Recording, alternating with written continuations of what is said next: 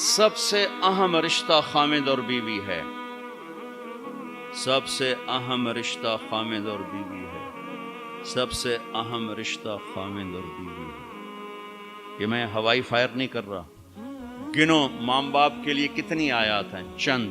ماں باپ کے عظمت احترام چند آیات. اولاد کے لیے چند آیات. بہن بھائیوں کے لیے چند آیات.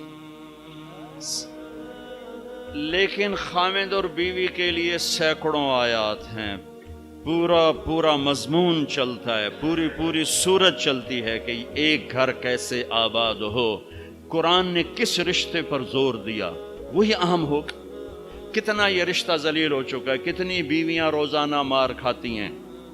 کتنی بیویوں کو مارا جاتا ہے, گالیاں دی جاتی ہیں, ان کے ماں باپ کو گالیاں دی جاتی ہیں, ان کے بہن بھائیوں کو گالیاں. ساس سسر کتنی ننگی تلوار ہیں. تم سارے علماء مفتی بیٹھے ہو, کہیں ساس بہو کے رشتے کے کوئی حقوق آئے ہیں؟ کہیں سسر اور بہو کے رشتے کے کوئی حقوق آئے ہیں؟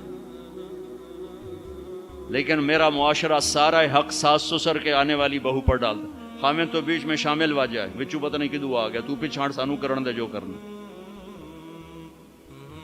ایک عورت جب ماں ہوتی ہے تو روئیں سے محبت کے چشمے, جب ساس بنتی ہے تو روئیں سے زہر اگلنے لگ جاتی. یہ کیا معاشرہ ہے؟ اس معاشرے نے کو ہم, یہ علماء کا قصور ہے کہ انہوں نے معاشرت نہیں سمجھائی. اچھا, ایک اس رشتے کی اہمیت اس وجہ سے سینکڑوں آیات ہیں.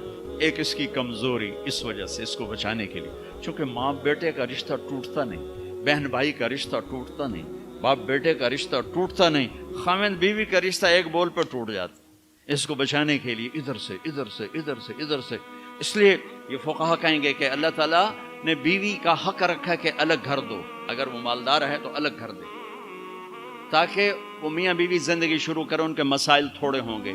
بیچ میں ساس بھی آ گئی, بیچ میں سسر بھی آ گیا, بیچ میں نند بھی آ گئی, دیور بھی آ گیا, بھابیاں بھی آ گئیں. وہ دیکھتی ویسی چٹنی بن گئی پہلے دن.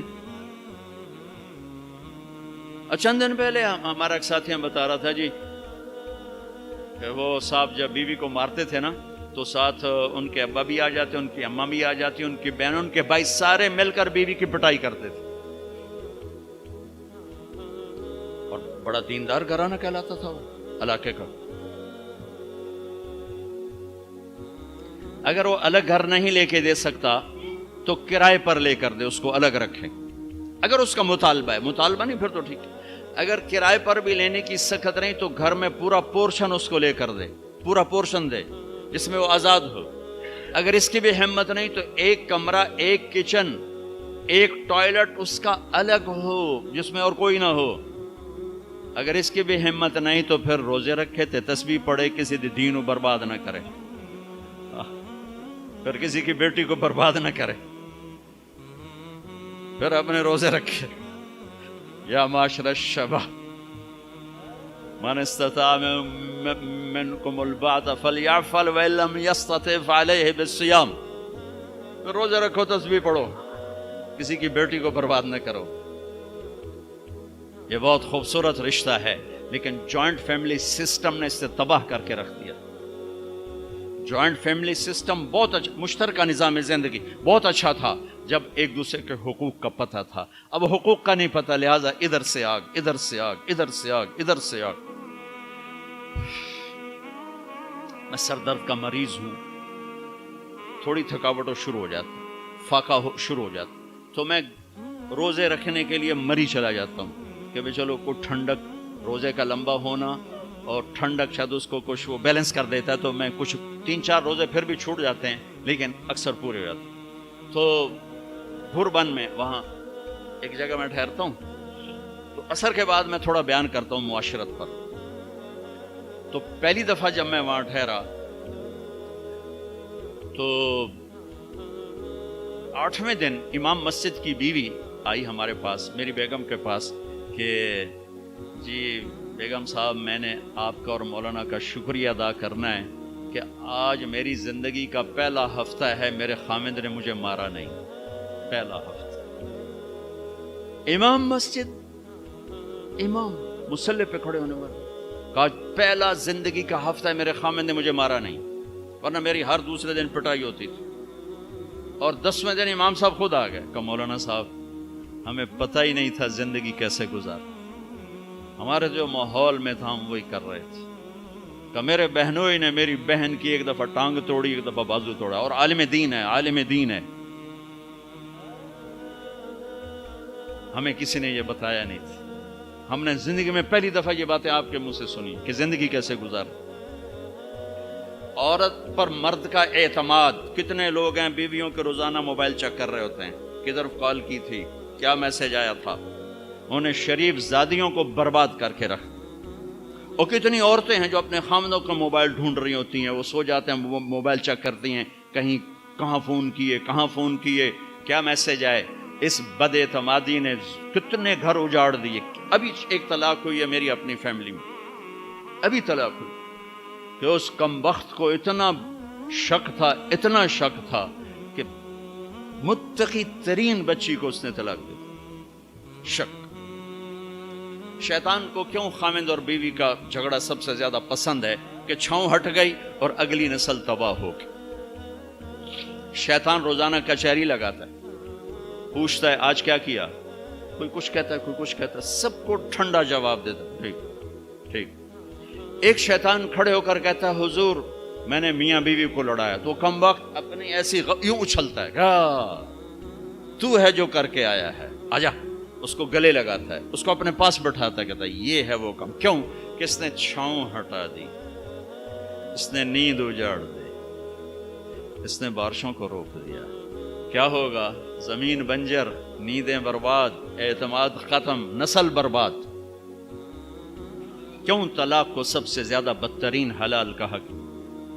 क्यों मेरे नबी ने फरमाया अली तलाक से बचना।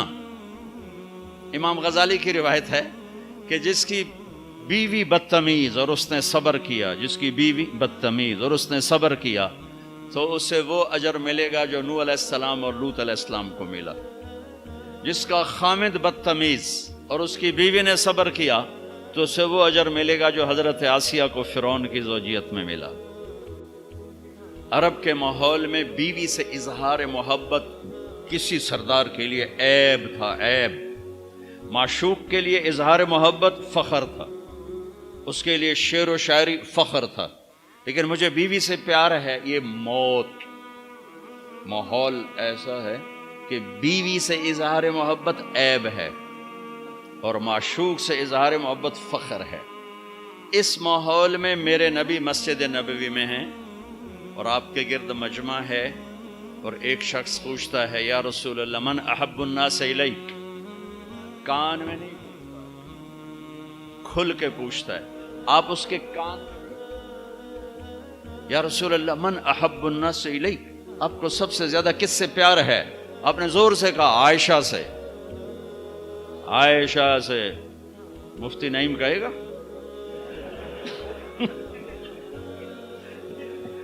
आपने कहा आयशा से, वो तो हिल गए, ये क्या हुआ?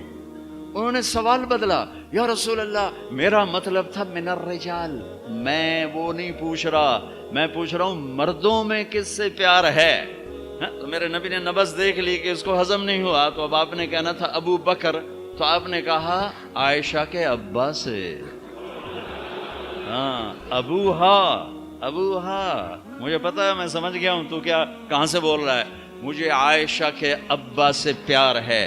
ये हदीसें पढ़ाने की थी कि जब इस बच्चे की शादी होती उसे पता हो मुझे किसी की बेटी को लेके कैसे चलना है। मेरे नबी हजरत आयशा को लुकमे बना के खिलाते थे। कोई इजहार इश्क था, अल्लाह की कसम इजहार तालीम थी। सिखाया कि जिंदगी गुजारनी कैसे। उनको आटा गूंद के देते थे, चूंकि अभी शुरू में उनको आटा गूंदना नहीं आता था, तो आटा गूंद के देते थे। और अरब बड़ी बड़ी बोटियां पकाते थे, तो हजरत आयशा बोटी उठा के ऐसे नोचती और फिर रख देती। तो अल्लाह के नबी बोटी उठाकर जहां से हजरत आयशा ने नोचा होता था वहां से नोच के दिखा के खाते थे। मेरे रब की कसम इजहार ये हमें तालीम दी है कि जिंदगी कैसे गुजारें। फिर बड़े बड़े प्याले होते थे पानी पीने के, छोटे गिलास नहीं। छोटा गिलास तो बुखल की निशानी, अब तो और छोटे हो गए कि कप को गिलास बना दिया। तो बड़े बड़े गिलास होते थे, तो अम्मा आयशा रज़ी अल्लाह पानी पी रहे हैं, रख दिया। मेरे नबी उठाकर जहां हजरत आयशा के होंठ लगे होते थे वहां होंठ रख के पानी पीते थे। صرف تعلیم. جس ہستی نے اللہ کو آنکھوں سے دیکھ لیا ہو اس کو کسی چیز کی رغبت ہو سکتی ہے؟ جنت بھول جائے گی جب اللہ اپنا دیدار کرائیں گے، اب پردہ پوشی فرمائیں گے تو کہیں گے یا اللہ جنت نہیں چاہیے، تو چاہیے، بس تجھے دیکھتے رہیں، بیٹھے رہیں تصور جانا کیے ہوئے از لذت دیدارش، خسرو چتواں گفتن سر دادن و جان دادن نادیدہ رخ یارے. امیر خسرو کہہ رہے ہیں کہ یا اللہ بن دیکھے تیرے لیے لوگ سولیوں پہ چڑھ گئے، آروں سے چر گئے، چھروں سے کٹ گئے، بن دیکھے تیرے عشق میں جب تجھے دیکھیں گے تو کیا حال ہوگا. از لذت دیدارش خسرو چتواں گفتن سر دادن و جان دادن نادی